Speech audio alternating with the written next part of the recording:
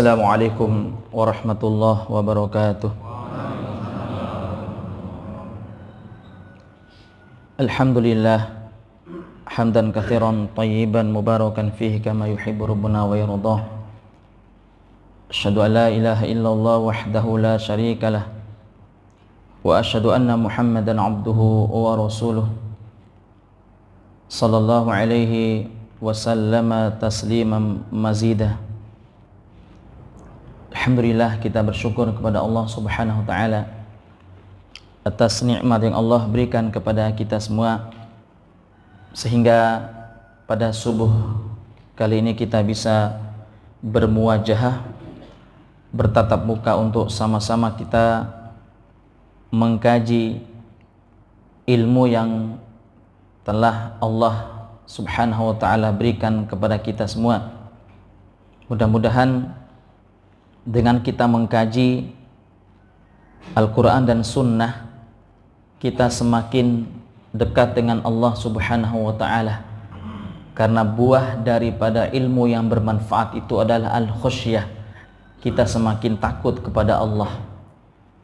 Bapak Ibu sekalian yang dirahmati Allah, kita akan melanjutkan kajian kitab Ahbabullah, yaitu kitab 40 karakteristik mereka yang dicintai oleh Allah Subhanahu wa ta'ala.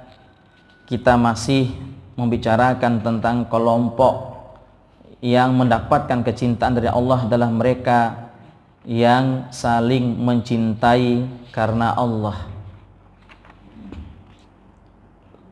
Di bulan yang lalu kita sudah menjelaskan beberapa dalil bagaimana Islam menganjurkan kita agar saling mencintai dan membenci karena Allah. Di dalam satu hadis, Nabi SAW bersabda dalam hadis yang diriwayatkan oleh Imam Al-Bukhari dan Imam Muslim dalam sahihnya, la yu'minu ahadukum hatta yuhibba li akhihi ma yuhibbu li nafsihi. Tidak sempurna iman seorang di antara kalian sampai dia mencintai saudaranya melebihi kecintaan pada dirinya sendiri. Ini sudah kita sampaikan.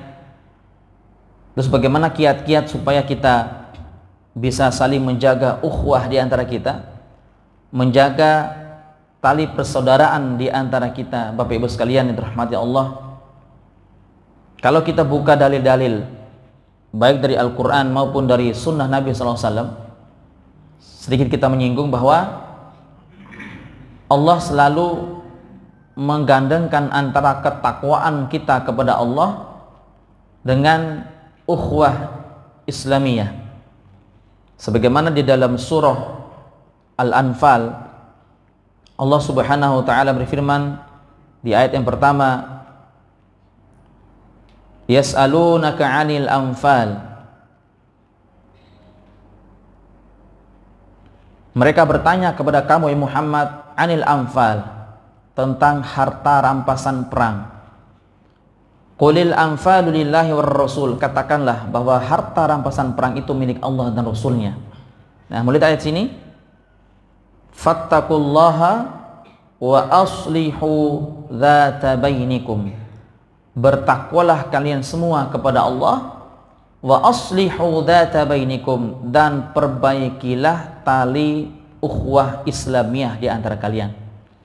Allah menggandengkan antara ketakwaan kita kepada Allah dan tali persaudaraan sesama seiman di antara kita. Berarti kalau kita milih salah satu dari dua yang Allah firmankan dalam ayat ini, maka tidak sempurna iman kita. Contoh, kita hanya memperhatikan ketakwaan kita kepada Allah, tapi kita tidak berusaha untuk memperbaiki ukhuwah di antara umat Islam, maka jangan harap kita bisa memasuki surga Allah Subhanahu wa ta'ala. Atau sebaliknya, kita hanya memperbaiki ukhuwah di antara kita, tapi hubungan kita dengan Allah itu sangat jauh sekali, longgar, maka kita juga tidak akan bisa memasuki surga Allah Subhanahu wa ta'ala. Dua-duanya harus ada dan kita tanamkan dalam qalbu kita. Oleh karenanya Rasulullah SAW memberikan kiat-kiat, ya. Di antara kiat yang Rasulullah SAW sampaikan adalah di dalam masalah solat. Di dalam masalah solat, sebelum mulai solat, Rasulullah SAW memerintahkan kita untuk merapatkan shaf. Tujuannya apa? Tujuannya adalah untuk menjaga hati umat Islam agar tidak berpecah belah.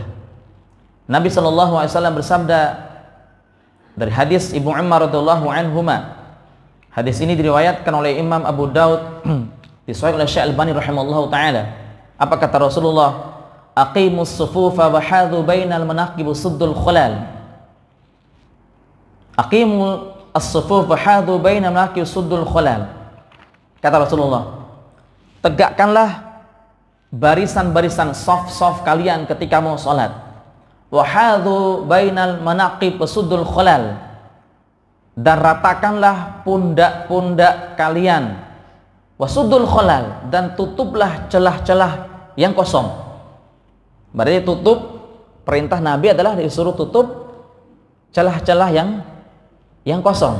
Jangan sampai ada celah walaupun satu jengkal, ya, satu jengkal, atau yang lebih kurang dari satu jengkal, ya, beberapa mili. Jangan sampai ada celah-celah yang kosong. Kita tutup semua.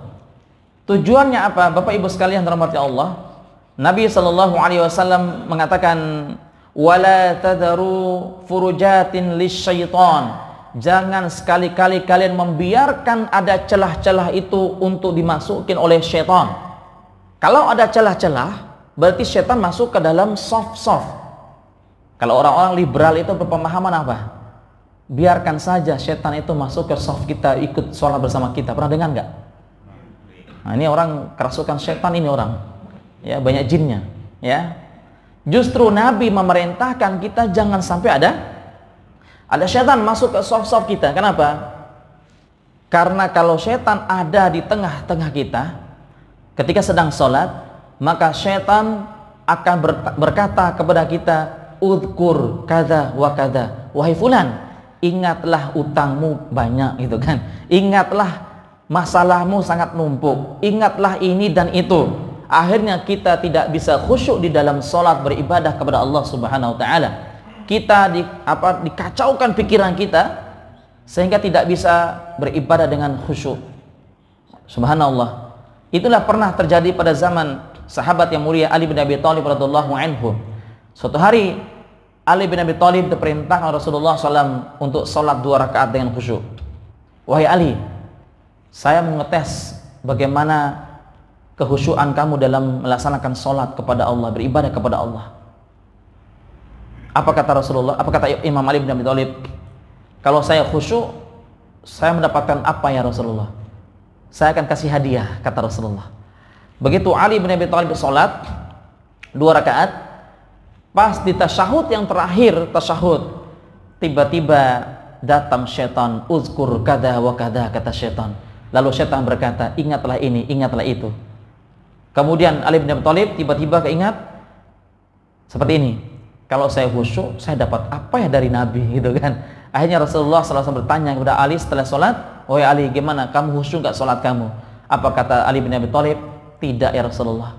Ketika sedang tasyahud, tiba-tiba syaitan datang ke kolbuku, mewaswaskan, ya, mengatakan kepadaku, uzkur kada kada, ingatlah ini, ingatlah itu. Nah, ini subhanallah, selevel Ali bin Abi Thalib radhiyallahu anhu saja masih sholatnya masih belum sempurna kehusyuannya. Lalu bagaimana dengan kita yang banyak melakukan dosa kepada Allah?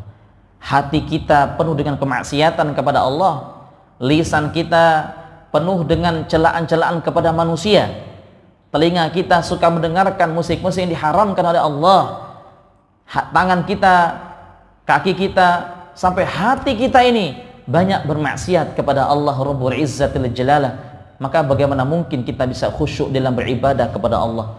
Al-Imam Ghazali di dalam kitabnya Ihya Ulumuddin menyebutkan bahwasanya apa yang membuat seorang itu tidak bisa khusyuk dalam salat, tidak bisa tidak bisa khusyuk dalam sholat, tidak mendapatkan nikmat dalam sholat, dalam beribadah kepada Allah? Kata Imam Ghazali, karena masih banyak penyakit hati yang ada dalam kalbunya itu. Penyakit hati, Bu. Ini sering kita sampaikan, ya, hasad, iri, dengki, dan sebagainya. Jangan sampai ada dalam diri kita. Makanya kalau kita buka sejarah, Bapak Ibu sekalian, tidak kita dapatkan di antara para sahabat mereka yang memiliki sifat hasad. Hasad, tahu hasad ya, Ibu? Hasad, apa hasad itu? Iri atau dengki? Apa perbedaan iri sama dengki? Ada iri dan dengki. Kalau bahasa Arabnya adalah hasad. Nah, pertanyaan saya, apa perbedaan iri sama dengki? Sama apa beda? Kalau Bapak mengatakan sama, berarti salah. Iri ini kayak gini. Bapak punya mobil bagus. Lalu saya ketika melihat mobilnya Bapak, saya mengatakan gini. Dalam hati saya, oh, itu sombong itu orang itu. Punya mobil, mentang-mentang punya mobil yang bagus. Ya kayak gitulah. Dia tidak senang kalau tetangganya itu mendapatkan nikmat dari Allah, tidak senang dia. Itu iri, Pak. Tapi kalau dengki lebih dahsyat, lebih buruk lagi daripada iri. Dengki itu sudah tidak senang terhadap saudaranya mendapatkan nikmat, dia pengen nikmat itu berpindah ke tangan dia. Jelas ya? Dia pengen nikmat yang didapat oleh saudaranya dari Allah itu berpindah ke tangan dia. Kalau iri hanya sekedar ya nggak senang saja. Makanya iri ini masuk ke SMS gitu kan? Masih ingat kan SMS? Waduh, hilang koneknya. SMS susah melihat orang senang. Nah, gitu. SMS susah melihat orang senang atau senang melihat orang susah. Itu SMS. Ya. Tapi kalau dengki itu jauh lebih besar lagi, ya. Nah, barakallahu fikum. Nah, kita kalau buka sejarah, tidak pernah kita mendapatkan dari para sahabat itu mereka yang saling iri, dengki dan lain sebagainya. Tidak ada. Kenapa? Karena memang yang pertama kali yang Rasulullah SAW melakukan ketika hijrah dari Mekah ke Madinah adalah menyatukan kolbu muhajirin dan ansor. Ini sudah kita sampaikan, Pak. Ya. Kemudian Nabi SAW menunjukkan hadisnya, waman wasala saffan wasalahullah, waman qata'a saffan qata'ullah. Barang siapa yang menghubungkan safnya, yang menyambungkan safnya, ya, saf di antara satu sama lain, maka Allah Subhanahu wa taala akan menghubungkan orang itu dengan rahmat kasih sayangnya Allah.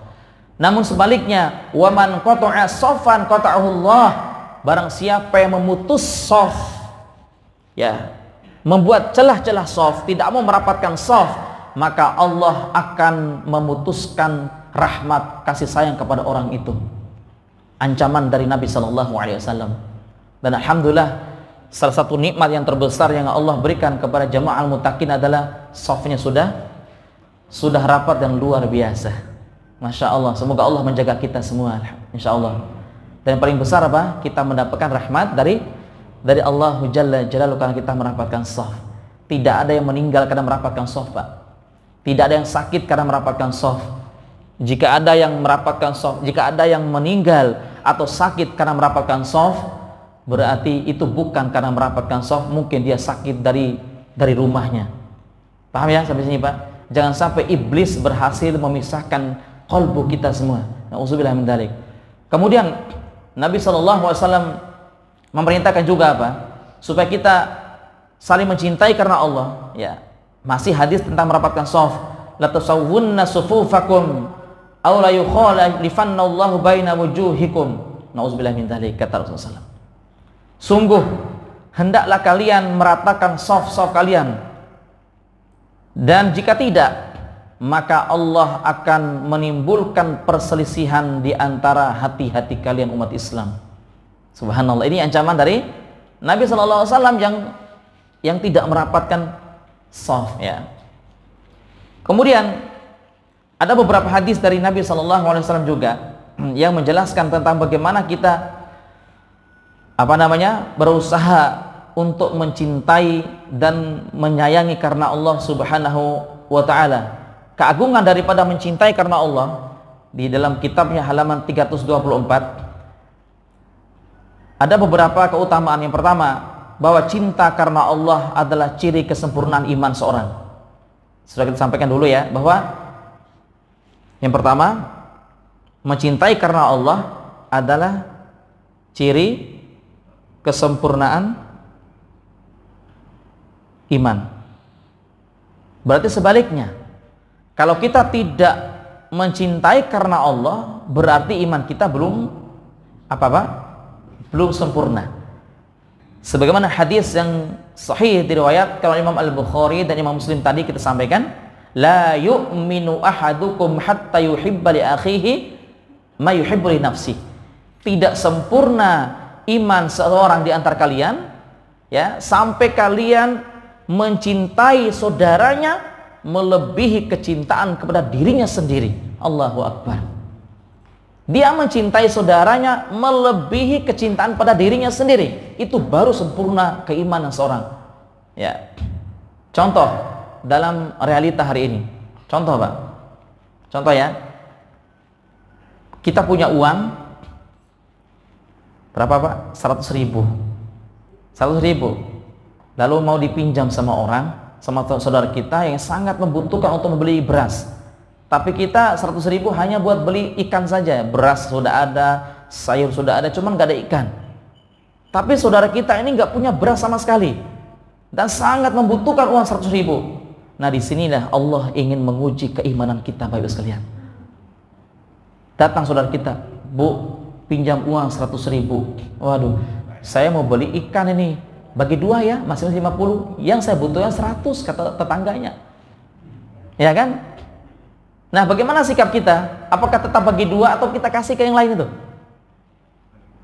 Nah, disinilah Allah akan menguji keimanan kita. Kalau iman kita pas-pasan, maka kita akan mengatakan mikir-mikir, nah, itu kan? Kita mikir dulu, bagi dua enggak ya? Bagi dua enggak ya? Gitu. Tapi kalau kita imannya sempurna, kita lebih memprioritaskan, mendahulukan saudara kita tadi dibandingkan diri kita sendiri. Karena saudara kita belum punya beras, kita sudah ada beras, sudah ada sayuran, tapi tinggal lauknya doang. Maka di sini kita harus mendahulukan orang lain. Itu namanya apa? Al-itharu fid dunya, yaitu mendahulukan orang lain dalam perkara dunia. Ini ya. Yang kedua, keutamaan mencintai karena Allah adalah bahwa cinta karena Allah merupakan sebab untuk memasukkan ke dalam surga. Ya, jadi bisa memasukkan kita ke dalam surga. Dalilnya adalah Quran surah Az-Zukhruf ayat 67 dan 70. Surah Az-Zukhruf. Surah keberapa surah Az-Zukhruf? Ibu-ibu yang sudah hafal? 43 ya. Ayat 67. Nih, lihat di layar. Ayat 67 dan 68. Al-akhillau yawma idin ba'duhum li ba'din aduwwun illal muttaqin. Al-akhilla, teman-teman atau saudara atau teman-teman akrab pada hari kiamat nanti, yauma idin ba'duhum li ba'din aduwwun, ada di antara mereka ya bisa menjadi musuh nanti di akhirat. Dulu ketika kita di dunia kita berteman, ternyata di akhirat teman kita yang kita akrab, yang kita saling membantu dulu di dunia, ternyata di akhirat bisa menjadi apa? Musuh yang akan memasukkan kita ke dalam api neraka. Nauzubillah min dzalik. Nah, pertanyaan adalah, teman yang seperti apakah yang menjadi musuh di akhirat nanti? Kata para ulama bahwa teman yang menjadi musuh itu adalah teman yang hanya mengingatkan akan dunia saja, tidak mengingatkan akan akhirat. Itu, Pak. Contoh, ketika datang telepon dari teman-teman kita yang ditanya tentang apa? Bisnis. Bagaimana bisnismu, lancar enggak? Bagaimana usahamu, lancar enggak? Bagaimana apalagi Pak? Ya, perusahaanmu lancar enggak? Yang ditanya cuma itu toh. Tapi jarang, bahkan tidak pernah teman kita tadi menanyakan bagaimana kabar imanmu. Makanya Nabi SAW dan para salaf terdahulu, baik sekalian, setiap bertemu setelah selesai sholat, yang pertama kali yang mereka tanyakan adalah bagaimana kabar imanmu di pagi hari ini. Bukan nanya apa? Kalau kita sekarang apa ditanya, Pak? Kalau bertemu apa ditanya? Istrimu sudah berapa? Iya kan? Apalagi sehat? Nah, kayak gitu kan kita. Pernahkah kita ditanya oleh teman-teman kita, bagaimana kabar imanmu? Kayaknya lucu ya. Padahal itu contoh para salaf kita yang mulia, subhanallah. Para salafus soleh mencontohkan seperti itu, saling menanyakan tentang kabar iman mereka. Bisa jadi ketika mereka bangun dari tidur, iman mereka futur, kendor, tidak semangat lagi untuk ketaatan kepada Allah Subhanahu wa taala. Seperti itu, Pak. Kemudian kata Allah Subhanahu wa taala, illal muttaqin. Kecuali apa? Jama'al muttaqin gitu ya. Pas banget ya. Al-akhillau yauma idzin ba'dhum li ba'din aduwwu. Teman-teman akrab pada hari kiamat nanti di antara mereka saling menjadi musuh satu sama lain, kecuali hamba-hamba yang bertakwa. Ayat 68, ya ibad, kata Allah, wahai hamba-hambaku, la khaufun alaikumul yauma wala antum tahzanun. Tidak ada takut, tidak ada rasa takut untuk kalian pada hari ini, dan tidak ada kesedihan di antara kalian hari ini. Ayat yang ke-67, ayat 67, teman-teman yang hanya mengingatkan akan dunia tadi dimasukkan ke dalam api neraka. Ayat 67. Ayat 68 ini hanya mengingatkan akan akhirat, lalu mereka bersama-sama dimasukkan oleh Allah ke dalam apa? Surga. Masya Allah, kita saling bergandengan tangan ketika dimasukkan ke dalam surga Allah Subhanahu wa taala. Sungguh indah memang berteman karena Allah, bertemu, berpisah pun karena Allah, mencintai karena Allah, membenci pun karena Allah Subhanahu wa taala. Kemudian yang ketiga, mencintai karena Allah. Yang ketiga, kata Rasulullah SAW adalah bahwa cinta karena Allah akan menjaga pelakunya dari suasana yang panas pada hari kiamat. Masya Allah. Jadi mencintai karena Allah akan dipayungin oleh Allah di padang mahsyar. Nah, dipayungin sama Allah di padang mahsyar. Nabi SAW bersabda dalam hadis dari Imam Muslim, innallaha yaqulu yaumal qiyamah, sesungguhnya Allah berfirman di padang mahsyar nanti, ainal mutahabbuna bi jalali, mana orang-orang yang saling mencintai karena kebesaranku. Al yauma udhilluhum fi dhilli yauma la dhilla illa dhilli, maka pada hari ini di padang mahsyar ini aku akan menaungi mereka yang saling mencintai karena Allah, yang mana tidak ada naungan kecuali naunganku, kata Allah Subhanahu wa taala. Luar biasa, Pak. Kita akan nauzubillah min dzalik, ada di antara kita yang tenggelam dengan keringat kita, Pak. Ada di antara umat, di antara manusia yang dengan keringatnya sampai betis, mata kaki, kemudian ada yang sampai betis, ada yang sampai pahanya, dan ada yang sampai dadanya, ada yang sampai lehernya, dan ada yang sampai tenggelam dengan keringat-keringat mereka. Tergantung amalan soleh mereka lakukan ketika di dunia. Tapi mereka yang mencintai karena Allah, tidak memandang manhas, tidak memandang akidah, tidak memandang kelompok, tidak memandang organisasi, tapi mereka benar-benar mencintai karena Allah Jalla Jalla. Yang penting dia itu orang Islam, dari organisasi manapun dia mencintai dan membenci karena Allah. Bukti kasih dan sayang kita karena Allah ketika ada saudara kita dari organisasi manapun dia itu yang melakukan ibadah yang tidak sesuai dengan sunnah Nabi SAW, yang melakukan dosa pelanggaran, maka cara yang terbaik adalah mengingatkan dia, bukan malah dijauhin, Pak. Itu yang terbaik. Kita peluk hati mereka, kita nasihatin mereka.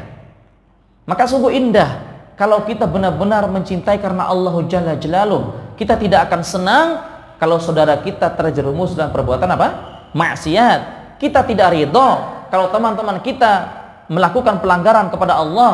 Kita tidak rela kalau saudara kita meninggalkan ibadah kepada Allah Subhanahu wa taala. Maka kita yang orang yang pertama kali untuk memberikan nasihat kepada saudara kita. Itu baru mencintai dan membenci karena Allah. Ya. Kemudian yang keempat, kata Rasulullah SAW, mencintai karena Allah keutamaannya adalah akan mewujudkan keridhaan dan kegembiraan bagi mereka pada hari ketakutan yang sangat besar. Masya Allah. Keridhaan dan kegembiraan bagi mereka pada hari kiamat. Maksudnya di padang mahsyar. Ini hadisnya sangat panjang ya. Gak apa saya bacakan hadisnya, ini panjang sekali. Jadi keridhaan dan kegembiraan bagi mereka pada hari kiamat. Kenapa? Karena seandainya misal Pak, ini si A sama si B. Si A sama si B sama-sama mereka mencintai dan membenci karena Allah ketika di dunia. Ketika si A ini dimasukkan oleh Allah ke dalam neraka, si B dimasukkan oleh Allah ke dalam surga, maka si B ini akan mencari temannya. Mana temanku si A tadinya? Dulu dia selalu sholat bersama saya. Dia akan menyampaikan kepada Allah Jalla Jalaluhu, ya Rabbana huwa yusalli ma'ana wa yahujju ma'ana wa yasumu ma'ana. Ya Allah, si fulan itu dulu pernah sholat bersama saya. Allah pernah satu shaf bersama saya, pernah satu kajian bersama saya, pernah puasa bareng, buka bareng bersama saya. Allah, kemana dia? Kenapa engkau memasukkan dia ke dalam api neraka ya Allah, sementara engkau memasukkan diriku ke dalam surga? Apa kata Allah? Terus apa mau kamu? Kata Allah, saya mau temanku itu dimasukkan juga bersamaku ke dalam surga. Lalu Allah Jalla Jalaluhu mengatakan, idhab ilan nar. Kalau begitu pergilah kamu ke dalam api neraka, lalu keluarkan dia, dimasukkan bersama kamu ke dalam surgaku. Luar biasa Pak. Al-Imam Ibnu Jauzi, seorang ulama yang luar biasa, wara zuhud. Al-Imam Ibnu Jauzi suatu hari ketika selesai kajian seperti ini Pak, tiba-tiba ditanya oleh murid-muridnya, wahai Imam, engkau itu adalah guru kami. Seandainya suatu saat di akhirat nanti engkau dimasukkan oleh Allah ke dalam api neraka, lalu kami dimasukkan oleh Allah ke dalam surga, lalu bagaimana sikapmu wahai imam, wahai guru? Saat itu Imam Ibnu Jauzi menunduk kayak gini, lalu menangis Pak. Menangis. Beliau tidak sanggup untuk melanjutkan kajian saat itu karena menangis. Karena ada pertanyaan yang belum pernah ditanyakan sebelumnya. Pertanyaan yang luar biasa menggetarkan jiwa Imam Ibnu Jauzi. Imam Ibnu Jauzi ini mengkritisi kitab Imam Ghazali. Imam Ghazali menulis kitab yang berjudul Ihya Ulumuddin, karena kitab itu banyak hadis yang lemah, bahkan hadis yang palsu, sehingga diperbaiki oleh ulama yang sezaman dengan Imam Ghazali yang bernama Al-Imam Ibnu Jauzi.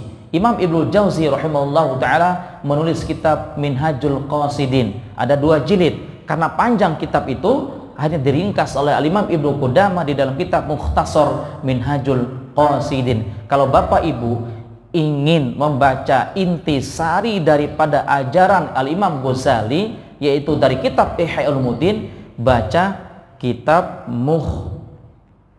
Mukhtasar Minhajul Qasidin. Nih, yang dikarang oleh Imam Ibnu Qudamah, ringkasan dari kitab Minhajul Qasidin. Sudah diterjemahkan Pak ke bahasa Indonesia, tinggal baca saja. Ini intisari daripada kitab Ihya Ulumuddin. Karena kalau Bapak Ibu membaca kitab Ihya Ulumuddin itu ada hadis yang lemah, bahkan hadis yang palsu banyak. Kalau baca kitab yang ini insya Allah lebih baik ya. Kemudian yang berikutnya, kata Imam Ibnu Jauzi, wahai murid-muridku, sambil menangis beliau ini Pak, jika nanti kelak di neraka, di akhirat, kalian tidak mendapatkan diriku di dalam surga, tolong sampaikan, carikan diriku, lalu sampaikan kepada Allah, ya Allah, sesungguhnya Ibnu Jauzi adalah guru kami yang dulu mengajarkan ilmu kepada kami, dulu mengajarkan Al-Quran dan Sunnah kepada kami. Sampaikan kepada Allah Subhanahu wa Ta'ala agar nanti kita bareng-bareng dimasukkan oleh Allah ke dalam surga. Masya Allah. Itu sambil menangis Imam Ibnu Jauzi Pak. Luar biasa. Kenapa? Karena belum tentu orang yang menyampaikan itu lebih baik daripada yang mendengarkan Pak. Karena ada satu hadis bisa dibuka di dalam kitab Ad-Da'wah Dawa oleh Imam Ibnu Qayyim, bahwa orang yang paling banyak dimasukkan oleh Allah ke dalam api neraka adalah al-khutaba. Kata Nabi SAW, orang yang paling banyak dimasukkan oleh Allah ke dalam api neraka Jahannam itu adalah al-khutaba, para khotib, para ustadz, para kiai. Para sahabat bertanya, kenapa mereka ya Rasulullah? Kenapa para khutbah, para khotib, para kiai, para ustadz yang paling banyak dimasukkan ke dalam api neraka? Apa kata Rasulullah SAW? Hum ya'murunakum bil khair wa yansawna anfusahum. Karena mereka selalu menyuruh kalian untuk melakukan ketaatan kepada Allah, sementara mereka melupakan diri mereka sendiri. Dan mereka selalu mencegah kalian dari perbuatan kemungkaran, melarang kalian untuk bermaksiat supaya tidak bermaksiat kepada Allah. Tapi mereka sendiri senantiasa bermaksiat kepada Allah Subhanahu wa Ta'ala. Merekalah orang yang pertama, yang paling banyak dimasukkan ke dalam api neraka itu. Na'udzubillah min dzalik. Jadi tidak mudah Pak. Apalagi kalau sampai seorang ustadz, seorang kiai menyampaikan dalil-dalil yang tidak sahih. Hari ini kan banyak, iya kan? Menyampaikan hadis yang lemah, bahkan hadis yang palsu, bahkan saking palsunya nggak ada di kitab-kitab hadis. Banyak seperti itu. Ya, mereka tidak takut kepada Allah Jalla Jalla. Padahal seorang ustadz, seorang guru itu, ya, kalau dia sudah duduk di mimbar lalu menyampaikan ilmu itu harus hati-hati. Kenapa? Ketika dia menyampaikan satu ungkapan, satu dalil, lalu dia mengatakan itu sabda Nabi sallallahu alaihi wasallam padahal bukan, maka kata Rasulullah falyatabawwa maq'adahu minan nar, maka siap-siaplah menempati tempat duduknya di neraka Jahannam, kata Rasulullah. Jadi tanggung jawab seorang ustaz ternyata apa? Berat Pak. Saya baca di Facebook itu benar juga sih, ada benarnya kayak gini. Ustadznya, ada seorang ustadznya miskin, dikatakan apa ustadz itu miskin, seharusnya dia punya harta untuk berdakwah. Jadi dakwah lewat hartanya, bukan bukan menjadikan dakwah sebagai mencari harta. Ustadz kok miskin, ada ungkap seperti itu. Tapi ketika ustadz itu kaya, kok ustadz materi sih gitu kan? Kok ustadz mendahulukan dunia? Nah, serba salah itu ustadznya. Ada juga seperti itu, subhanallah. Terus gimana caranya? Ya udah, nggak usah jadi ustadz. Masya Allah. Baik, kita lanjut lagi. Sampai mana tadi? Nomor 4 ya. Baik, nomor 5 sekarang. Nomor 5. Keutamaan orang mencintai karena Allah adalah akan merasakan manisnya iman. Ya. Dalam satu hadis Nabi sallallahu alaihi wasallam bersabda dalam hadis yang diriwayatkan oleh Imam Bukhari dan Muslim, disimak baik-baik hadisnya. Thalathun man kunna fihi wajada bihinna halawatal iman. Ada 3 perkara. Siapa saja yang mendapatkan 3 perkara ini, maka dia akan mendapatkan manisnya iman. Masya Allah, manisnya iman, Pak. Jika sekiranya kita tidak merasakan nikmat dalam beribadah, manisnya iman kita, maka yang pertama adalah kita cek dulu dari 3 hal ini. Yang pertama, kata Rasulullah SAW adalah man kana Allahu wa rasuluhu habba ilaihi mimma siwahuma, yaitu barang siapa yang Allah dan Rasulnya lebih dia cintai daripada selain keduanya. Itu yang pertama, Pak. Siapa yang menjadikan Allah dan menjadikan Rasulullah lebih ia cintai daripada makhluk yang ada di dunia ini, maka pasti dia akan mendapatkan nikmatnya iman, manisnya iman, Pak. Sebaliknya, siapa yang mendahulukan makhluk daripada Allah dan Rasulnya, maka dia tidak akan mendapatkan manisnya iman. Contoh, saya pernah mendengarkan ungkapan seorang ustadz. Ini akhirnya saya tegur, saya kritisi, saya bilang gini, antum ustadz lebih tidak enakan sama manusia daripada sama Allah. Jadi suatu hari ustadz ini mengimami sholat, yang mana sholat itu softnya 1 meter jauhnya, Pak, kiri kanan 1 meter. Lalu ustadz itu secara spontanitas dia mengatakan istawu sufufakum wa'tadilu, gitu kan, mohon softnya diluruskan, dia dirapatkan. Akhirnya dia apa, Masya Allah, dia bilang, maaf saya spontan, maaf bang, saya nggak enak deh, maaf. Pokoknya dia minta maaf gitu loh, karena salah ucap gitu kan. Ya, setelah selesai sholat pun seperti itu, minta maaf sama jamaah. Subhanallah. Hari saya bilang, antum malah minta maaf sama jamaah, tapi tidak minta maaf sama Allah, karena Allah memerintahkan kita untuk merapatkan apa? Shaf. Ya, subhanallah. Akhirnya dia diam juga gitu kan. Masya Allah. Jadi ini kadang kita itu lebih tidak enakan sama manusia daripada tidak enakan sama Allah Jalla Jalaluhu. Saya tanya antum, yang memberi pahala dan yang memberi surga dan neraka siapa, Pak? Allah. Kenapa kita lebih takut sama manusia daripada kita takut sama Allah Jalla Jalaluhu? Kita lebih mengharapkan pujian dari manusia daripada pujian Allah. Kita lebih mendahulukan keridhaan manusia daripada keridhaan Allah. Maka Imam Asy-Syafi'i rahimahullah ta'ala, ketika beliau pulang dari Hijaz menuntut ilmu untuk berdakwah lain sebagainya, beliau dicela, dicaci maki, dicemooh oleh orang-orang saat itu. Maka Imam Syafi'i rahimahullah ta'ala mengeluarkan ungkapan yang luar biasa. Ini ungkapan Imam Syafi'i rahimahullah ta'ala yang ditulis oleh Imam Baihaqi dalam kitab Manaqib Asy-Syafi'i. Apa kata beliau? Ridon nasi goyatun la tudrok. Nih, luar biasa, Pak.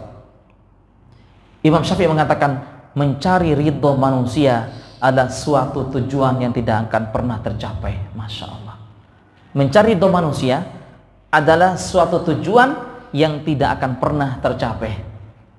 Kemudian ada lanjutan lagi perkataan, ya, sebagian ulama mengatakan apa? Kalamun nasi la yantahi. Ya, perkataan manusia itu tidak akan ada habis-habisnya, Pak. Selalu saja ada salahnya kita, betul enggak? Kita melakukan kebaikan, selalu ada salah. Kita melakukan keburukan, selalu ada salah. Maka nasihat saya cuma satu untuk jamaah di sini. Kalau kita dibenci oleh manusia karena apa yang kita bawa, apa yang kita yakini, itu adalah anugerah dari Allah. Tapi sebaliknya, jika kita dibenci karena akhlak kita, itu adalah musibah. Dicatat baik-baik itu, Pak. Tidak akan ada dalam kitab-kitab para ulama, nggak akan ada itu. Jika kita dibenci karena apa yang kita bawa dan apa yang kita yakini, itu adalah anugerah dari Allah. Kenapa? Karena seluruh para nabi dibenci, diusir, bahkan dibunuh karena apa yang mereka bawa. Tapi jika kita dibenci karena akhlak kita, itu adalah musibah yang kita harus berintrospeksi diri kita. Paham ya perkataan saya? Paham ya, Pak? Bu? Kalau yang kita bawa itu adalah malah membuat orang membenci kita, anugerah dari Allah, bersyukur kepada Allah. Tapi jika manusia membenci kita karena akhlak kita, karena keburukan akhlak kita, maka itu adalah musibah. Musibah, Pak. Harus kita memperbaiki akhlak kita. Kemudian yang keenam, bahwa orang yang mencintai karena Allah, saling mencintai dan membenci karena Allah, adalah akan memberikan, tadi sudah kita sampaikan, memberikan apa? Syafaat. Kapan syafaatnya? Pada hari kiamat nanti. Nanti bisa buka dalam surat Ad-Dukhan ayat 41 dan 42. Ya. Ini yang disampaikan oleh Rasulullah Shallallahu Alaihi Wasallam. Kemudian saya ambil dari beberapa kitab, Bapak sekalian, bagaimana kiat-kiat supaya ukhuwah Islamiyah kita tetap utuh. Ada kiat-kiatnya. Ini yang penting kita sampaikan. Kiat-kiat agar bisa menjaga ukhuwah. Ya, mudah-mudahan cukup waktunya ya. Yang pertama, kiat-kiat agar kita bisa menjaga ukhuwah di antara kita. Yang pertama adalah ikhbarun ala akhihi, yaitu mengatakan cinta kepada saudaranya. Nah, harus dikatakan, Pak, Ibu sekalian, mengatakan cinta kepada saudaranya. Ternyata kalau kita mencintai saudara kita itu karena Allah, harus sering-sering mengatakan ya akhi, anna uhibbuka fillah. Saya mencintaimu karena Allah. Harus sering-sering diumumkan, Pak. Gitu. Tapi kalau kita sekarang apa? Baru mengatakan kalimat itu ketika bertemu sama AWW. Para akhwat. Ya ukhti, anna uhibbuki fillah. Wahai saudariku, wahai ukhti, saya mencintai anti karena Allah. Kalau para akhwat digituin, jawabannya pret, itu aja. Jangan percaya. Ya. Jadi perintah Nabi itu untuk mengumumkan kepada sesama jenis. Ya, sebagaimana Rasulullah sallallahu alaihi wasallam bersabda dalam hadis dari Imam Abu Daud, "Idza ahabba ar-rajul akhahu falyukhbiruhu annahu yuhibbu." Apabila seseorang mencintai saudaranya, maka hendaklah dia mengatakan cinta kepada saudaranya. Nah, harus saling apa? Mengucapkan, ukhti, saya mencintai anti karena Allah, sesama perempuan, sesama ibu-ibu. Bu, saya mencintaimu karena Allah. Luar biasa. Ya, tapi jangan sampai bilang ke istri orang, Bu, saya mencintaimu karena Allah, tapi istri orang diparang sama suaminya nanti, gitu kan? Atau bapak bilang ke teman-temannya, saya mencintaimu karena Allah Subhanahu wa taala. Luar biasa, Pak. Ya. Kalau kita membaca sejarah sahabat Nabi itu, Masya Allah. Nih saya contohin, Pak, ya. Saya contohin. Sahabat Nabi itu setiap kali mereka bertemu, ini misalnya pohon nih, inilah contoh, ini tiang, inilah, ini misalnya pohon, Pak, pohon yang besar. Ketika mereka berjalan nih, berjalan kayak gini, mereka berjalan berdampingan. Lalu ada pohon di depan mereka yang memisahkan mereka. Akhirnya mereka berpisah. Ada yang ke kanan, ke kiri gitu kan. Setelah di belakang pohon ketika bertemu, mereka salaman lagi. Assalamualaikum, pelukan. Anna uhibbuka fillah. Saya mencintaimu karena Allah. Coba. Itu sahabat Nabi loh, Pak. Misal kita juga ketika masuk ke dalam masjid, kita salaman. Cipika-cipiki gitu kan. Ketika keluar, salaman juga.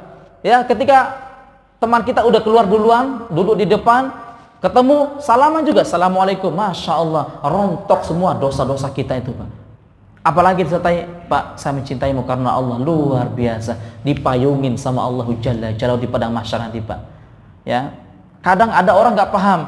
Baru tadi salaman, keluar lagi salaman, lebih banget sih. Baru saja kita salaman katanya. Ya Allah, berarti mereka dia nggak paham itu, Pak. Ya. Itu perintah Nabi loh, Pak. Yang kedua, kiat-kiat supaya kita tetap menjaga ukhuwah di antara kita adalah minta didoakan dari jauh. Minta apa? Didoakan.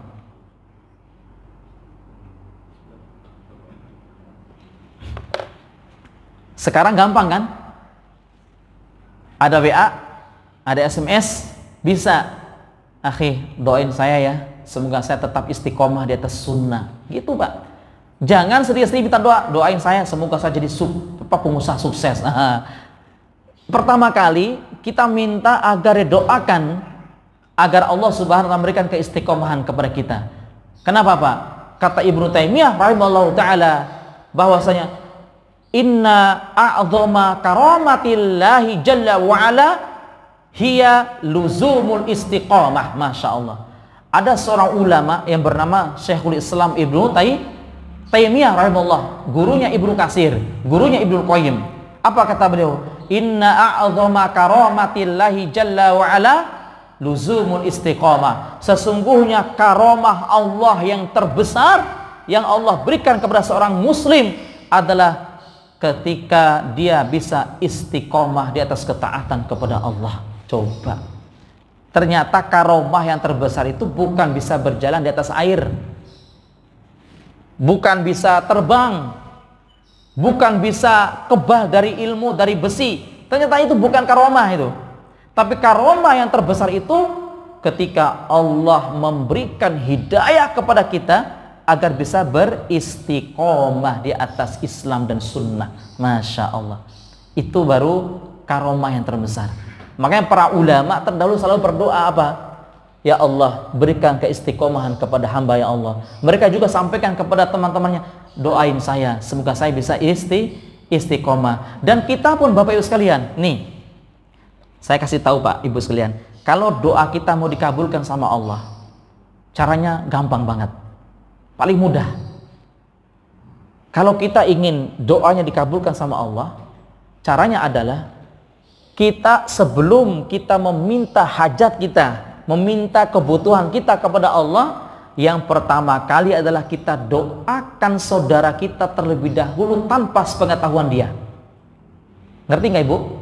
Kita doakan mereka terlebih dahulu. Contoh, ya Allah ya Rabb, berikan keistiqomahan kepada saudara hamba yang bernama Fulan bin Fulan ya Allah. Berikanlah rezeki yang halalan thayyibah untuk dia. Jagalah dia, berikan kesehatan kepada dia, berikan keberkahan dalam hidupnya ya Allah. Seperti itu. Kemudian malaikat yang berada di atas kepala kita berkata, walaka bimithli, kamu juga akan mendapatkan sesuai dengan doa kamu untuk saudaramu. Langsung mustajab tuh doanya.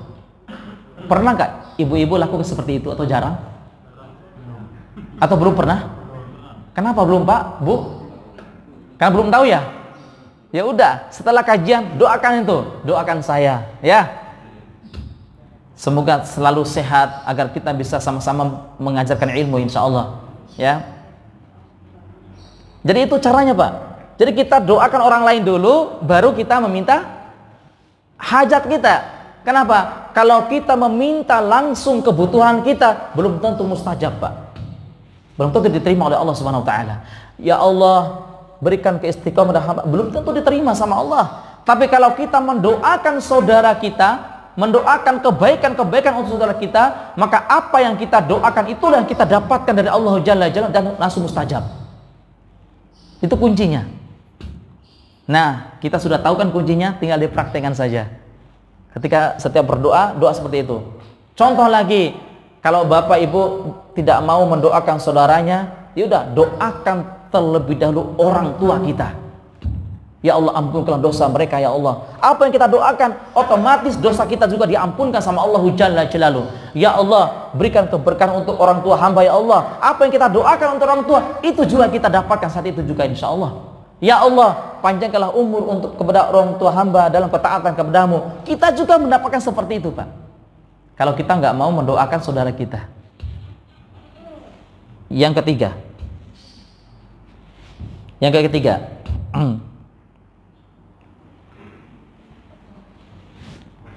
kok hilang?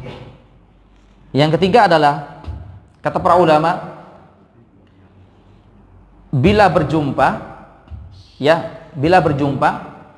tunjukkan wajah gembira dan senyuman. Nah ini Pak, jangan cemberut melulu. Jadi ketika berjumpa, ketika berjumpa tunjukkan apa? Ya, wajah gembira dan senyuman. Seperti itu. Ini cara-cara para sahabat dulu. Setiap bertemu senyum, setiap bertemu senyum. Seperti itu. Tunjukkan wajah. Walaupun kita sedang banyak masalah pribadi kita, jangan dibawa ke teman-teman kita. Ketika bertemu, assalamualaikum warahmatullahi wabarakatuh. Waalaikumsalam, katanya la ilaha illallah. Kenapa Pak? Lagi ada masalah. Sama siapa? Sama istri. Lah, masalah sama istri dibawa ke teman. Itu jangan Pak. Nanti sakit hati orang nanti. Ya, tunjukkan wajah yang masya Allah ya. Nabi SAW bersabda riwayat Imam Muslim, la tahqiranna minal ma'rufi syai'an walau antalqa akhaka biwajhin talaq. Masya Allah. Janganlah kamu meremehkan kebaikan apapun itu, kata Rasulullah, walaupun sekedar bertemu saudaramu dengan wajah yang ceria, wajah yang gembira. Jangan pernah kita meremehkan kebaikan Pak. Kenapa Pak?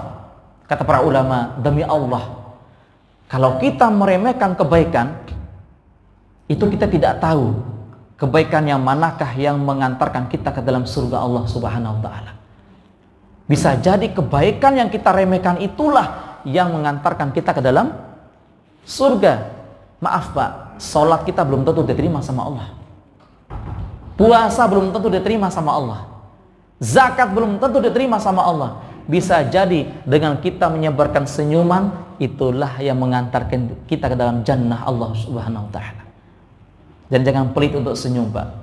Ustadz, bagaimana dengan bolehkah senyum sama perempuan? Ketika bertemu, bolehkah kita mengucapkan salam kepada perempuan? Maka jawabannya adalah boleh. Boleh. Assalamualaikum Bu, boleh. Cuma yang perempuan jangan menjawab salam dengan suara yang Masya Allah. Waalaikumsalam. Aduh, kiamat sudah itu Pak. Bahaya. Ya. Apalagi kalau ibu ditelepon, Assalamualaikum. Waalaikumsalam ya Pak. Jangan kayak gitu Bu. Assalamualaikum. Waalaikumsalam, gitu aja. Masya Allah. Jangan mendayu-dayu suaranya. Makanya sebagian ulama mengatakan suaranya wanita itu adalah aurat. Kenapa? Karena tadi bisa membangkitkan apa? Syahwatnya laki-laki. Seperti itu. Ya, makanya kalau berbicara biasa saja. Ya, apa adanya. Jangan dibikin-bikin ya kayak orang-orang sekarang lah. Ya. Jadi itu boleh ya. Jadi kalau kita bertemu sama saudara sama muslim, maksudnya kalangan muslimah, boleh kita mengucapkan salam. Assalamualaikum Bu. Waalaikumsalam. Itu tidak bermasalah. Rasulullah pun seperti itu. Ketika bertemu dengan sahabiah, Rasulullah SAW mengucapkan salam dan sahabiah pun menjawab salam Rasulullah SAW. Itu tidak bermasalah. Kemudian yang keempat, ya, disunahkan untuk tasafahah, yaitu berjabat tangan. Masya Allah, berjabat tangan. Jangan salamannya kayak orang saling mukul. Sekarang nih Masya Allah, salamannya seperti orang memukul orang. Ngerti nggak maksud saya? Bertemu kayak gini, apa maksudnya nih Pak? Ada kan seperti itu? Masih ada nggak ya sampai sekarang? Masih Pak? Kalau saya nggak mau itu Pak. Kalau diginikan saya nggak mau. Saya ambil tangannya, saya ginikan. Subhanallah, itu takutnya luar biasa tuh, keterlaluan takutnya Pak. Kalau sekiranya, ini maaf Pak, maaf banget. Kalau sekiranya habis salaman kita ada was-was, takut, misalnya ini misal takut mungkin ada kotoran, ya udah tinggal cuci aja, selesai masalah. Ngapain pakai salamannya? Ada yang salaman pakai siku gini nih. Allahu Akbar. Saya lihat langsung itu Pak. Kok salamannya pakai siku? Tahu Pak? Salaman itu adalah ibadah. Nabi SAW bersabda, "Ma min muslimaini yaltaqiyani fayatasaffahani illa ghafarallahu lahuma qabla yatafarraqa."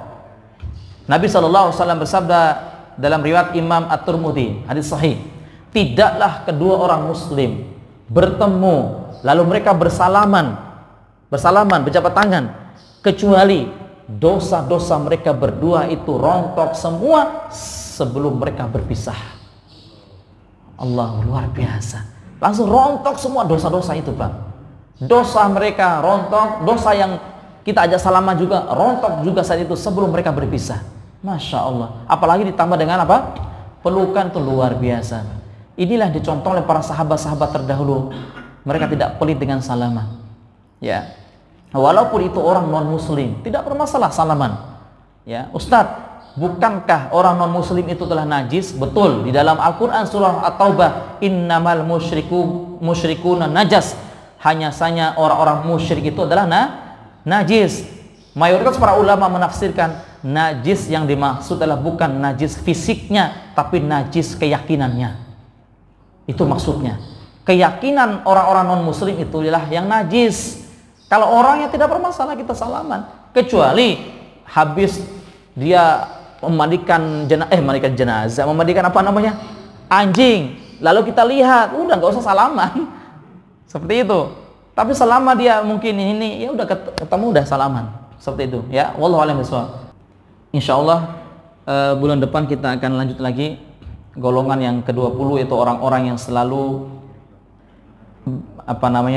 murah hati. Golongan dicintai sama Allah adalah orang yang murah hati. Insyaallah kita akan bahas secara luas. Kita tutup dengan doa kafatul majlis. Subhanakallahumma bihamdik asyhadu an la ilaha illa anta astaghfiruka wa atubu ilaik. Semoga Allah Subhanahu wa taala mengampuni dosa-dosa kita semua dan Allah menerima amal ibadah kita, dan semoga jamaah al-muttaqin dikumpulkan dalam jannatul firdaus. Amin ya rabbal alamin. Assalamualaikum warahmatullahi wabarakatuh.